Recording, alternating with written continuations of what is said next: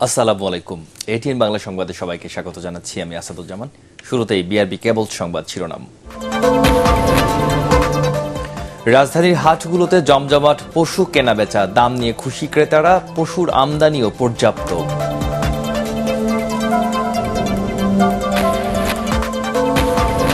এবার ঈদে ফাঁকা রাজধানীর নিরাপত্তায় থাকবে ৮,৫০০ পুলিশ, জানালেন ডিএমপি কমিশনার হাবিবুর রহমান।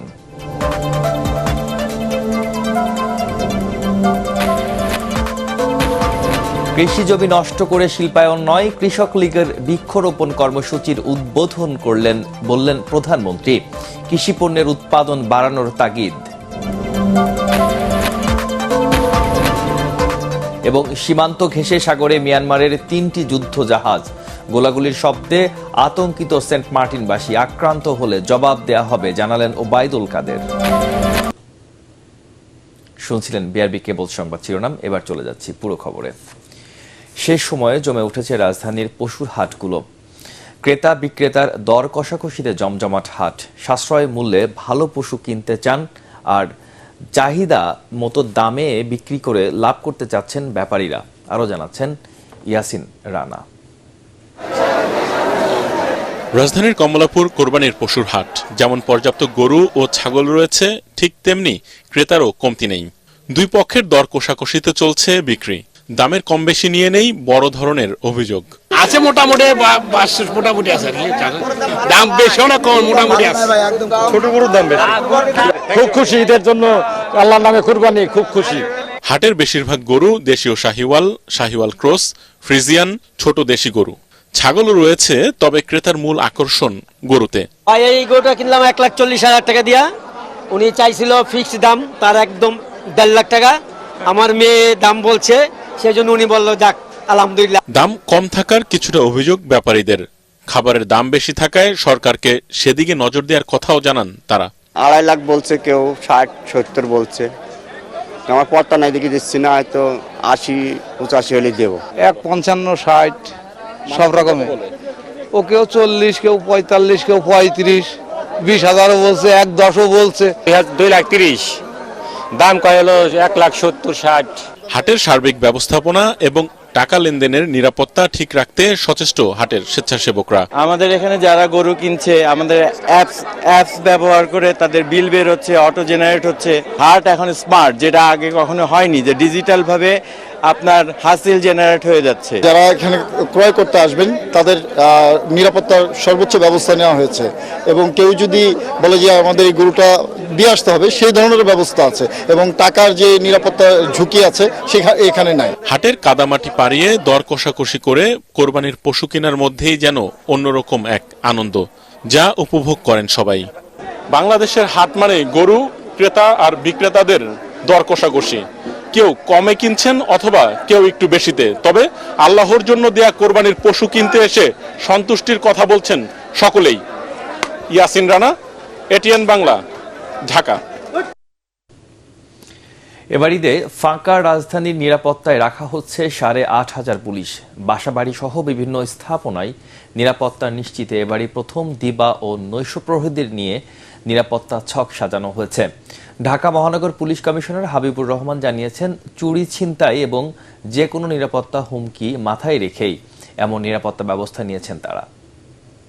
প্রতি বাড়িতেই কিন্তু একজন করে বা দুইজন করে দিবা প্রহরী কিংবা নৈশ প্রহরী থাকে। তাদেরকে আমরা এবার আমাদের ডিউটির আওতায় নিয়ে এসেছি, যে আমাদের পুলিশের সাথে ম্যানেজমেন্ট করে তারা সমন্বয় করে তারাও পর্যায়ক্রমে ডিউটি করবে, যাতে কোনো ধরনের সমস্যা হতে না পারে। এবার অন্যান্য খবর। কৃষি জমি নষ্ট করে শিল্পায়ন না করার আহ্বান জানিয়েছেন প্রধানমন্ত্রী শেখ হাসিনা। গণভবনে ৩ মাস ব্যাপী বৃক্ষরোপণ কর্মসূচির উদ্বোধন করে তিনি বলেন, বৃক্ষরোপণের মাধ্যমে সবুজায়ন করতে পারলে দেশ পিছিয়ে থাকবে না। ক্রয় ক্ষমতা বাড়াই মানুষের চাহিদা বেড়েছে উল্লেখ করে কৃষি উৎপাদন বাড়ানোর উপর জোর দেন প্রধানমন্ত্রী। বিস্তারিত জানাচ্ছেন সৈয়দ রিয়াজ। ১৯৮৪ সাল থেকে বর্ষা মৌসুমে বৃক্ষরোপণ করে আসছে আওয়ামী লীগ। এরই ধারাবাহিকতায় আষাঢ়ের প্রথম দিনে গণভবনে আমলকি, কালোজাম ও পলাশ গাছ লাগিয়ে কৃষক লীগের 3 মাস ব্যাপী বৃক্ষরোপণ কর্মসূচির উদ্বোধন করেন প্রধানমন্ত্রী শেখ হাসিনা। বৃক্ষরোপণ কর্মসূচির শুভ উদ্বোধন আমি ঘোষণা করছি। অনুষ্ঠানে 2020-21 সালে বৃক্ষরোপণ কর্মসূচির মাধ্যমে পরিবেশ রক্ষায় বিশেষ অবদানের জন্য কৃষক লীগ নেতাকর্মীদের মাঝে পুরস্কার তুলে দেন সরকার প্রধান। তিনি বলেন, সরকারের কার্যকরী পদক্ষেপে কৃষি গবেষণায় সুফল পাচ্ছে দেশের মানুষ। উৎপাদিত বাড়তি ফসল সংরক্ষণেরও ব্যবস্থা নিচ্ছে তার সরকার। আমরা এখন বিভিন্ন সাইলো তৈরি করে দিচ্ছি, যেখানে চিলিং সিস্টেম থাকবে, অর্থাৎ সেখানে মানে এমনভাবে এয়ার কন্ডিশন করা থাকবে কোন ফসলের জন্য কত টেম্পারেচার দরকার সেভাবে চেম্বার করে করে সেটা রাখতে পারবে। প্রথমে 8টা বিভাগে 8টা, এরপরে পর্যায়ক্রমিকভাবে করব, যেটা উদ্বৃত্ত ফসলটা আমরা সংরক্ষণ করি, কোনো প্রাকৃতিক দুর্যোগ হলে যেন আর আমার কারো কাছে হাত পাতে না হয়। জলবায়ুর অভিঘাত থেকে বাঁচতে সারা দেশে গাছ লাগানোর আহ্বান জানান সরকার প্রধান। তিনি বলেন, অবকাঠামো উন্নয়নের কারণে যেন ফসলি জমি নষ্ট না হয়।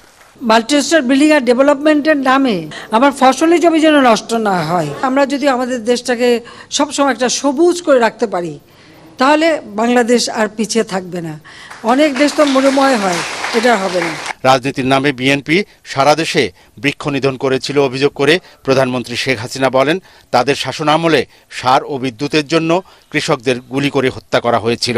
খালেদা জিয়া বিএডিসি বন্ধ করে দিয়েছিল। কেন? বীজ উৎপাদন বেসরকারি খাতে হবে আর বীজ বিদেশ থেকে আমদানি করবে। ওদের কিছু লোক ব্যবসায় জড়িত ছিল। আর ন্যায্য মূল্যের দোকান কস্কো যেটা জাতিপিতা করেছেন সেটা তো বন্ধই করে দিয়েছে খালেদা জিয়ার আমলে। জিয়ার আমলের থেকে এগুলি বন্ধ। সাধারণ মানুষ, মধ্যবিত্ত যারা সুবিধা পেত সেই সুবিধা থেকে তাদের বঞ্চিত করা হলো। এ সময় দেশবাসীকে ঈদের শুভেচ্ছা জানিয়ে পশু কুরবানিতে নিয়ম মানতে ও পরিষ্কার পরিচ্ছন্নতা বজায় রাখার আহ্বান জানান প্রধানমন্ত্রী। Syed Riaz, ATN Bangla, Dhaka. Saint Martin মিয়ানমারের সীমান্ত ঘেঁষে সাগরে 3 দিন ধরে অবস্থান করছে দেশটির 3টি যুদ্ধজাহাজ। ওপার থেকে মর্টার শেল ও গোলার বিকট শব্দ ভেসে আসছে দ্বীপে। এতে আতঙ্কে রয়েছেন সেন্ট মার্টিনের বাসিন্দারা।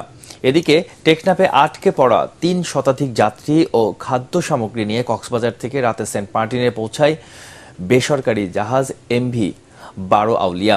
কক্সবাজার প্রতিনিধি মোয়াজ্জেম হোসাইন শাকিলের তথ্য ও ছবিতে রিপোর্ট করছেন একরামুল হক সায়েম।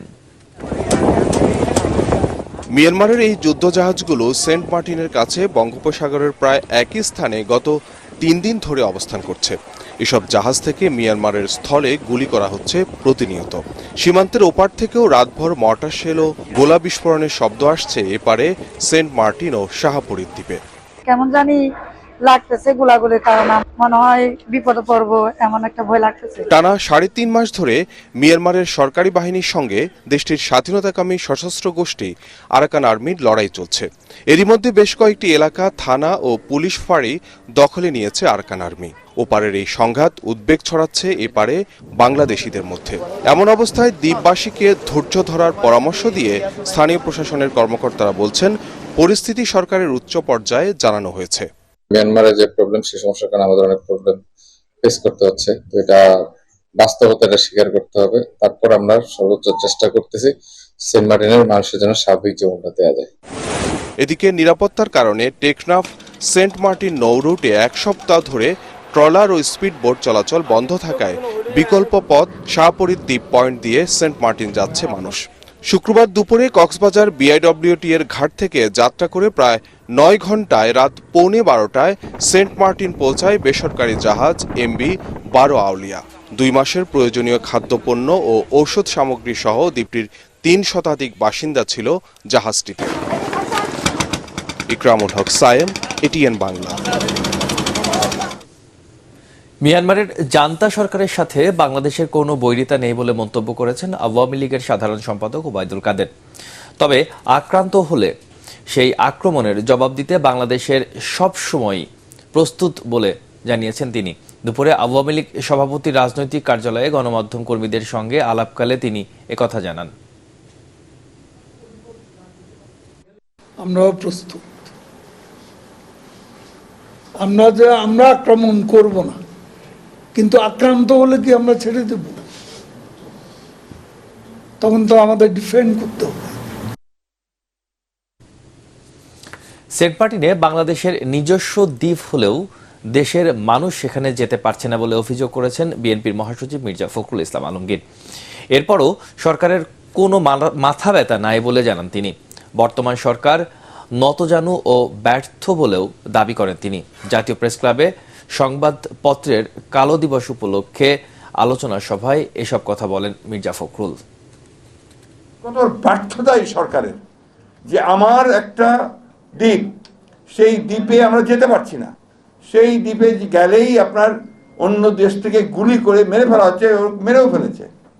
অথচ এখন পর্যন্ত সরকারি ব্যাপারে কোনো রকমের কোনো বক্তব্য পর্যন্ত দেয়নি। নড়াইলে ট্রাস্ট ব্যাংকের শাখা উদ্বোধন করেছেন সেনাবাহিনীর প্রধান জেনারেল এস.এম. শফিউদ্দিন আহমেদ।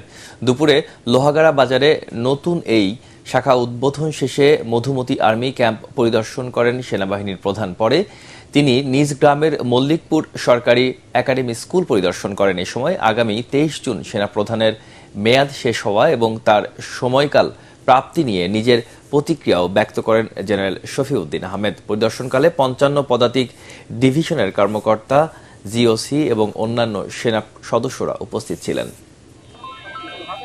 বাংলাদেশ সেনাবাহিনীতে ভালোবেসে যোগদান করেছিলাম, সেখানে সফলতার সাথে এত বছর চাকরি করে এবং এই প্রতিষ্ঠানে শীর্ষে উঠে আমার প্রদত্ত দায়িত্ব সুন্দরভাবে পালন করে শেষ করছি। আল্লাহর বিশেষ রহমত, মানুষের দোয়া, সবার সহযোগিতা এটা সম্ভব হয়েছে।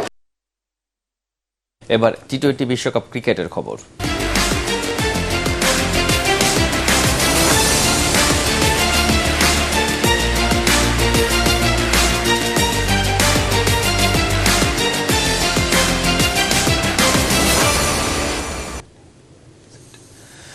গ্রুপ পর্বে নিজেদের শেষ ম্যাচে নেপালকে হারিয়ে টি-20 বিশ্বকাপের সুপার 8 পর্ব নিশ্চিত করতে চায় বাংলাদেশ। সুপার 8-এ খেলার স্বপ্ন পূরণে সোমবার ওয়েস্ট ইন্ডিজের সেন্ট ভিনসেন্টের কিংস্টাউনে ভোর 5:30টায় নেপালের মুখোমুখি হবে টিম টাইগার্স। শ্রীলঙ্কাকে 2 উইকেটে হারিয়ে বিশ্বকাপের যাত্রা শুরু করেছিল বাংলাদেশ। দ্বিতীয় ম্যাচে জয়ের দ্বারপ্রান্তে গেলেও দক্ষিণ আফ্রিকার কাছে 4 গোলে হেরে যায় সাকিব শান্তরা। পরের ম্যাচে নেদারল্যান্ডসকে 25 রানে হারিয়ে জয়ের ধারা ফেরার পাশাপাশি টুর্নামেন্টের সুপার 8 পর্বের খেলার সম্ভাবনাটাও উজ্জ্বল করে বাংলাদেশ। 3 ম্যাচে সংগ্রহে আছে 4 পয়েন্ট। সুপার 8-এ খেলতে হলে বাংলাদেশের সামনে সহজ সমীকরণ হলো নেপালকে হারানো অথবা অন্তত 1 পয়েন্ট পেলে গ্রুপ থেকে দক্ষিণ আফ্রিকার পর দ্বিতীয় দল হিসেবে সুপার 8-এ খেলবে টাইগাররা। যদি নেপালের কাছে হেরে যায় তবে নেদারল্যান্ডস ও শ্রীলঙ্কার ম্যাচের ফলাফলের দিকে তাকিয়ে থাকতে হবে বাংলাদেশকে। এবার পারটেক্স খেলার খবর।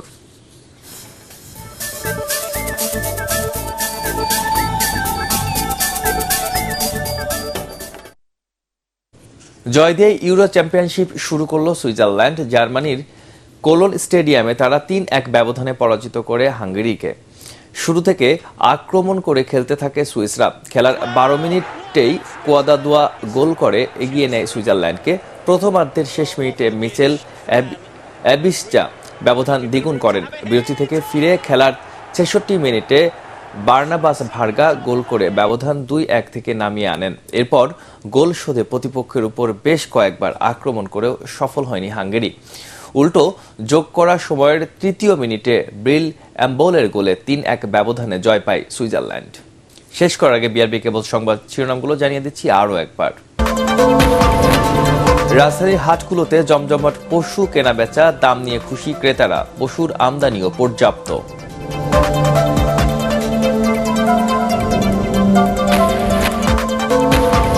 এবার ঈদে ফাঁকা রাজধানীর নিরাপত্তায় থাকবে 8,500 পুলিশ, জানালেন ডিএমপি কমিশনার হাবিবুর রহমান।